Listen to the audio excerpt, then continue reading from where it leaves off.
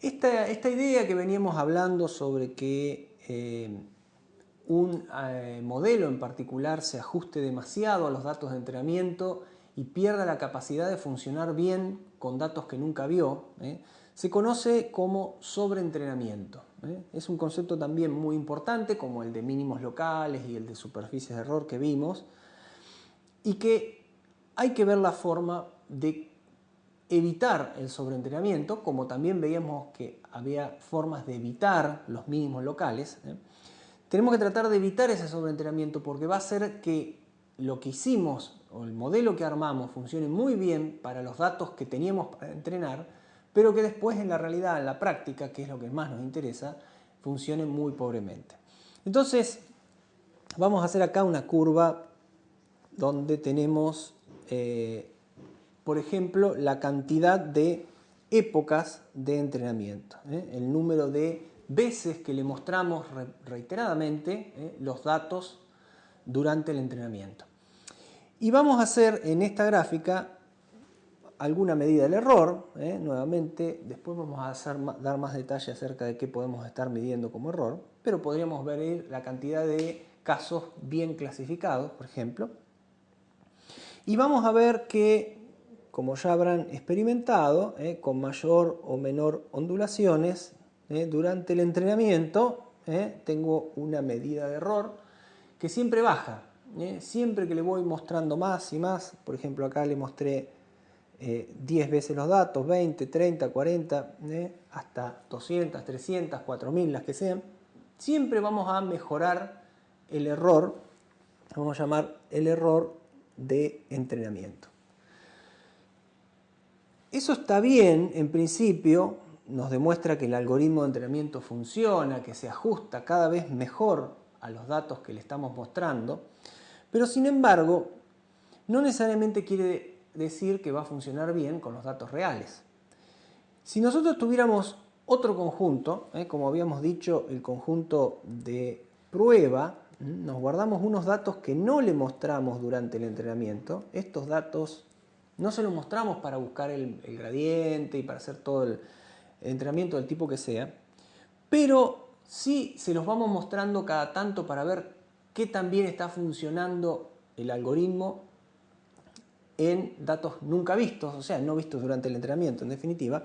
Vamos a obtener alguna curva que va a tener esta forma, o sea, naturalmente este sería el error medido sobre los datos de prueba. Naturalmente va a bajar a medida que, eso es lo esperado, a medida que le mostramos de nuevo y le mostramos de nuevo, o sea, va a ir aprendiendo, por lo tanto se espera que tanto el error de entrenamiento como el de prueba sigan bajando. Pero lo que va a pasar es que a partir de determinado punto, ese error se va a estancar y luego, sorprendentemente, o no tanto, va a empezar a subir. ¿Qué pasó acá? Acá lo que pasó en este punto es que el algoritmo se empezó a aprender detalles de los datos de entrenamiento que no son detalles generales de lo que tiene que aprenderse realmente. Se empezó a aprender, por ejemplo, si los datos de entrenamiento tenían algún tipo de ruido, que no tenía nada que ver con las clases o con el problema que yo quería resolver, a partir de acá, con el modelo se empezó a aprender esos detalles, ese ruido, que es un ruido propio de la medición o que es un ruido propio que se incorporó a los datos posteriormente, pero que no es propio del problema que queremos resolver. Por lo tanto, cuando yo estoy probando con los datos que nunca vio, empieza a funcionar cada vez peor, porque se está sobreajustando en esta zona, está sobreaprendiendo, se está sobreentrenando con detalles, con particularidades de los datos de entrenamiento que no son generalidades del problema que quiero resolver. Entonces, la pregunta que surge naturalmente en este punto es ¿qué puedo hacer para evitar el sobreentrenamiento? Y alguien dirá, naturalmente, bueno, cortemos acá. No sigamos entrenando, no sigamos dándole rosca más y más y más y más, sino que cortemos un punto antes. Esa es una idea, se llama corte temprano del entrenamiento, y la vamos a desarrollar un poquito más adelante. Estas son las dos curvas, las mismas que vimos recién. Acá en rojo está el error durante el entrenamiento y acá está el error durante la prueba. Y acá habíamos dicho recién que teníamos la cantidad de épocas. Podemos hacer un análisis similar, pero no con la cantidad de épocas, sino con otra variable que también contribuye al sobreentrenamiento.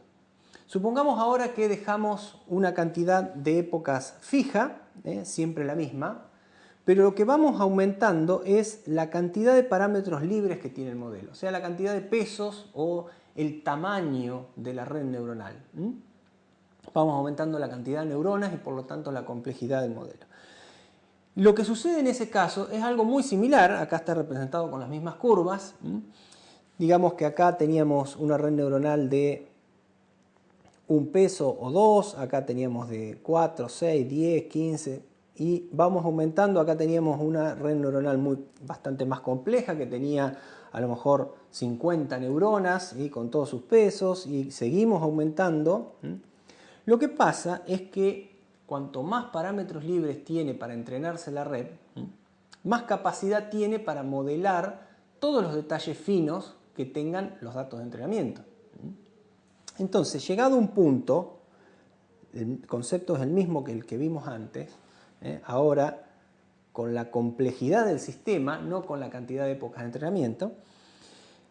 El sistema tiene una complejidad que es suficiente para modelar, digamos, bastante bien los datos de entrenamiento, y en ese punto es donde mejor funciona sobre los datos de prueba. Quiere decir que es el punto donde se maximiza la capacidad de generalización.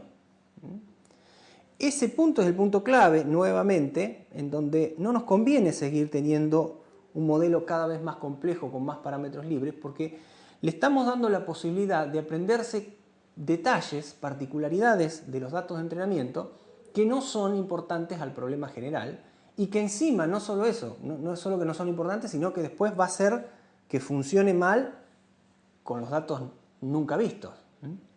Por otro lado, en este otro extremo de la curva, lo que vamos a tener es un modelo demasiado elemental, y este modelo demasiado elemental no va a tener la capacidad de aprenderse los detalles ni los no detalles, ni siquiera las cosas gruesas de los datos de entrenamiento, ni mucho menos generalizar nada, ¿no?